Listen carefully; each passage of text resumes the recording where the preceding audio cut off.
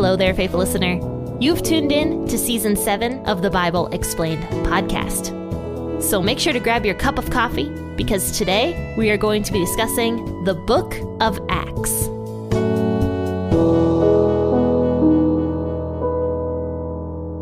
Hello and good morning, faithful listeners. I hope you all have been having a good week so far. It's been a very nice week for me. I've enjoyed my time. The weather has been beautiful. Yesterday was absolutely perfect weather. It was like 50 degrees. The snow was melting. It was perfect. And I actually was able to go outside and open my windows for a little while and get the fresh air in.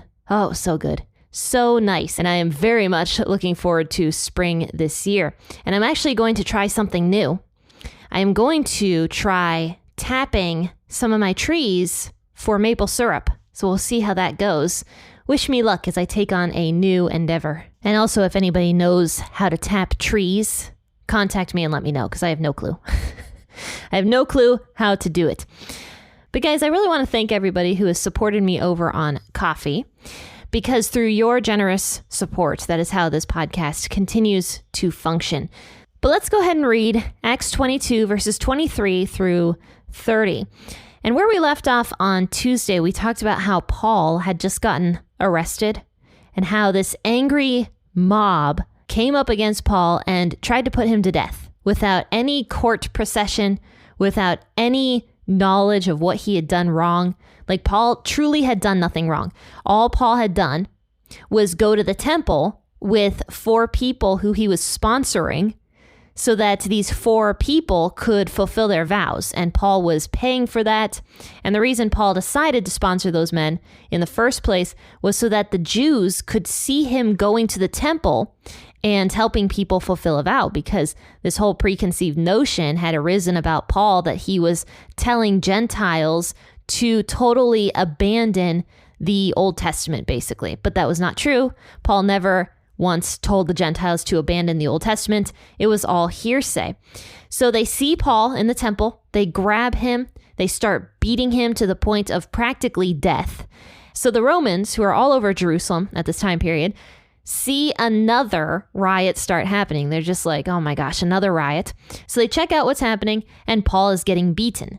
So they take Paul, they actually carry him up into their barracks, and they question him. They think that he is this Egyptian guy that had started a riot previously, but he explains, no, I am not that Egyptian guy. Can I please go speak again to my Jewish brothers and sisters? So Paul goes outside with the Roman officers. He's standing up on the steps and he addresses the Jewish people that are basically ready to kill him. But the second he starts speaking in Hebrew to the Jewish people, they actually get super silent. They are originally extremely angry to the point of trying to kill Paul, and now they are listening to his words. But the second Paul tells the Jewish people that Jesus had sent him to go and minister to the Gentiles and spread the good news to them, they freaked out. They started rioting all over again. And that is where we leave off today. So let's read Acts 22, 23 through 30. As they cried out, they threw off their cloaks and threw dust into the air. The commanding officer commanded him to be brought into the barracks and ordered him to be examined by scourging, that he might know for what crime they shouted against him like that. When they had tied him up with thongs, Paul asked the centurion who stood by, "Is it lawful for you to scourge a man who is a Roman and not found guilty?" When the centurion heard it, he went to the commanding officer and told him, "Watch what you are about to do, for this man is a Roman." The commanding officer came and asked him, "Tell me, are you a Roman?" He said yes. The commanding officer answered, "I bought my citizenship for a great price." Paul said, "But I was born a Roman." Immediately, those who were about to examine him departed from him, and the commanding officer also was afraid when he realized that he was a Roman, because he had bound him. But on the next day, desiring to know the truth about why he was accused by the Jews, he freed him from the bonds and commanded the chief priests and all the council to come together, and brought Paul down and set him before them. So don't forget that the majority of the Romans did not speak Hebrew. So when Paul is addressing the Jewish crowd in Hebrew, most likely the Roman officers had no clue what Paul and the Jewish people were saying. And they probably didn't really care that much either. But they didn't know what was going on. And that's why this Roman officer is so confused as to what's happening. He is assuming that Paul is some sort of terrible criminal based upon the reaction of the crowd. Because in this Roman officer's mind, the crowd is acting absolutely wild and he can't figure it out. Because at one minute they're trying to kill Paul. The next minute he's addressing them in Hebrew and they're listening so intently as if he's, this great leader. And then a second later, the crowd freaks out. They freaked out. Here's what it says. The crowd listened to Paul until he said that, and then they lifted up their voice and said, "Rid the earth of this fellow, for he isn't fit to live." So suddenly the crowd goes wild. They're throwing off their cloaks. They're throwing dust in the air. And they are getting ready to stone Paul, most likely, because remember the last time people threw their cloaks off, they actually threw them at the feet of Paul when Paul was a young man, back when he was still persecuting Christians. And they threw their cloaks off in order to go stone Stephen, the first martyr of Christianity. And Paul was totally cool with that back in those days. So now this crowd is doing the same thing to Paul. They're throwing off their cloaks.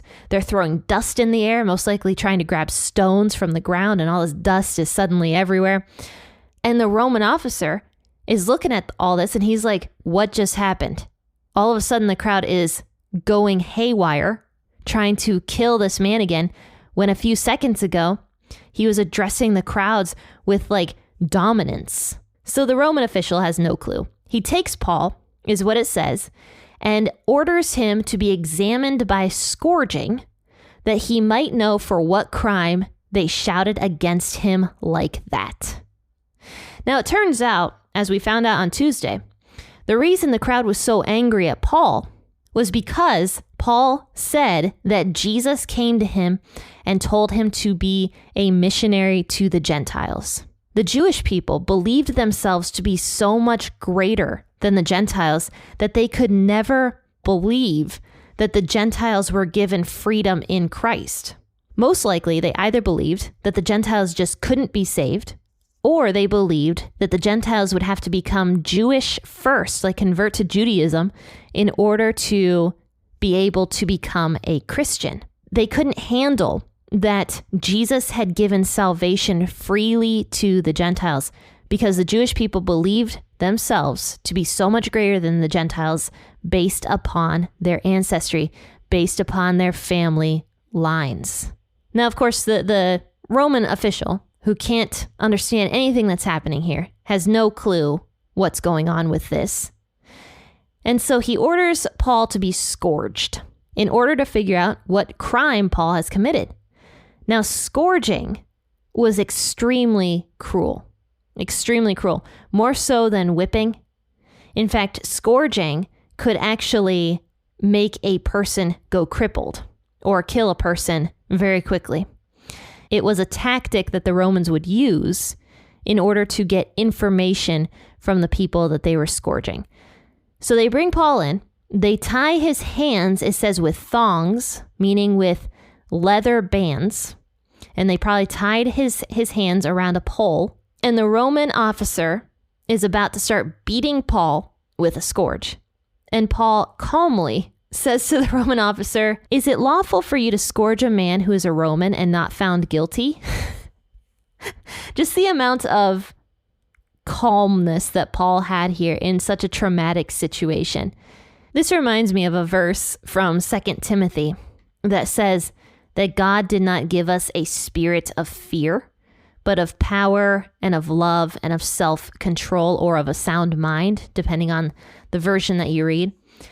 And Paul responded so calmly here. It just reminds me of that spirit of power and sound-mindedness that God gives his people, where we, even though we might be feeling fearful, God's spirit calms that fear and gives us something so much better, a sound mind, power, and love for other people, even though we might initially have felt that fear. So Paul calmly asks the Roman official who is about to start beating him, "Is it lawful for you to scourge a man who is a Roman and not found guilty?"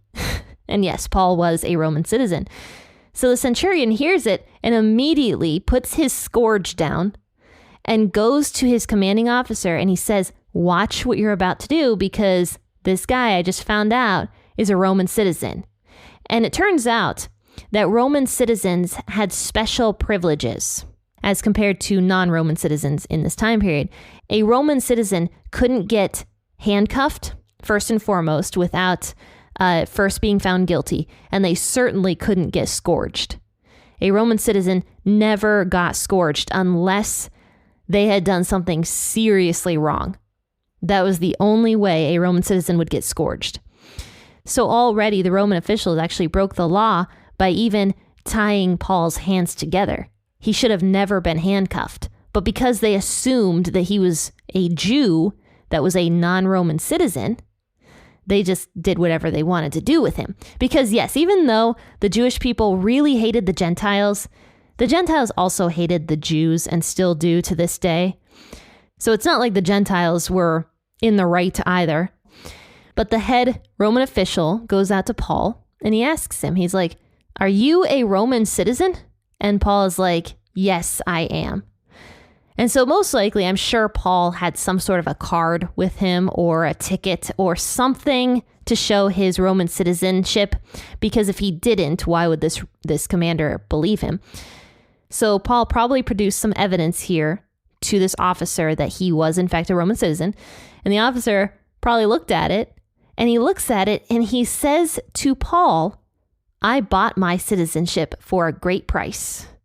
And that's very much looking down on Paul, if you think about it, because Paul probably looks extremely pathetic, tied up to that pole, beaten already, about to be beaten. And not only that, Paul is a Jew, and the Romans disliked the Jewish people very greatly. So probably this Roman official is thinking, with everything that I've done for Rome, being an officer and protecting people and doing all this great things, I had to buy my citizenship for a high price. So how did this Jew get to be a Roman citizen? And so he says to Paul, I bought my citizenship for a great price. And Paul's like, yeah, well, I was born a citizen. Meaning that Paul had an even more prestigious citizenship ticket than the Roman official had, who had to buy his way into becoming a Roman citizen. Now, because Paul was born a Roman citizen, a lot of people speculate that his family had done something very good for the Roman Empire to help them. And so the Roman Empire granted his parents or his grandparents or something like that Roman citizenship. That is what a lot of people speculate anyway. And most likely it's true. Somehow Paul's parents or grandparents were citizens, and Paul was born a Roman citizen. But he doesn't even look like a Roman citizen. And that is what is so unique about Paul, is there weren't many Jews that were actually Roman citizens as well.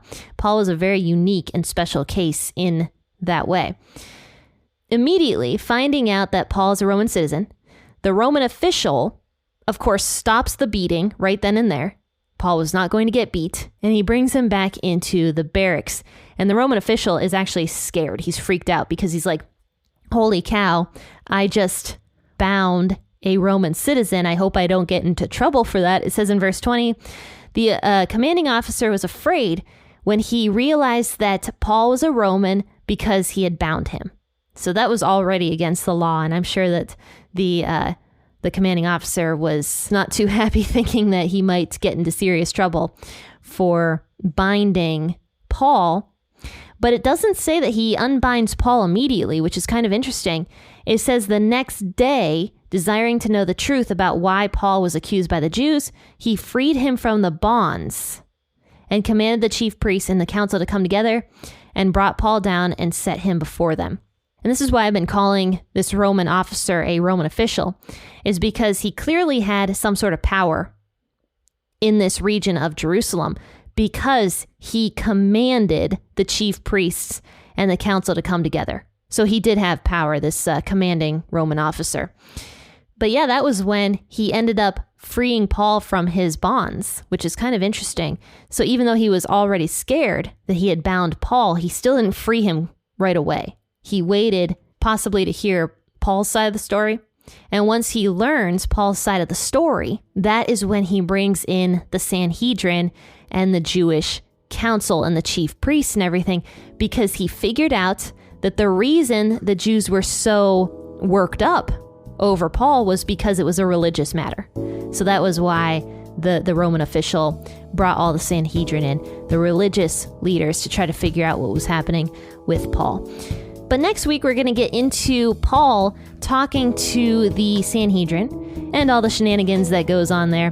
Faithful listeners, I hope you enjoyed today's episode. I will see you all tomorrow for a portion out of 1 Samuel. Until then, happy listening and God bless.